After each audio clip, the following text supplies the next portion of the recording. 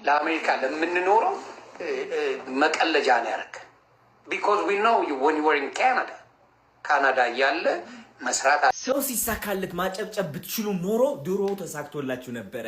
አፈር እየላሳችሁበት ያለው ምክንያት ስሙ ልንገራችሁ፣ ሀሜተኛ ስለሆናችሁ ነው፣ ቀናተኛ ስለሆናችሁ ነው፣ ሰው ስለምታንቋሽሹ ነው፣ ሰው ስለምትተርቡ ነው። ሰውን ማወዳደቅ ይቀላችኋል። እንዴት አባቱ ብሎ ያልፍላችኋል? እንዴት አባቱ ብሎ እግዚአብሔር እንዴት አባታችሁ ብሎ ይባርካችኋል? እስኪ ንገሩኝ። ለሰው ማጨብጨብ አትችሉበትም እኮ።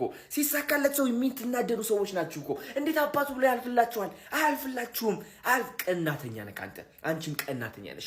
ቀናተኛ ሰው አያልፍለትም። አቁሙና በፍቅር ተመሩ። የሰው አንጨብጫቢ፣ ሰው ሲሳካለት ጎበዝ ኢንስፓየርድ መሆን አለባችሁ። በሰው ከምትቃጠሉ ቃጠሎ ውስጥ ነው የምትኖሩት።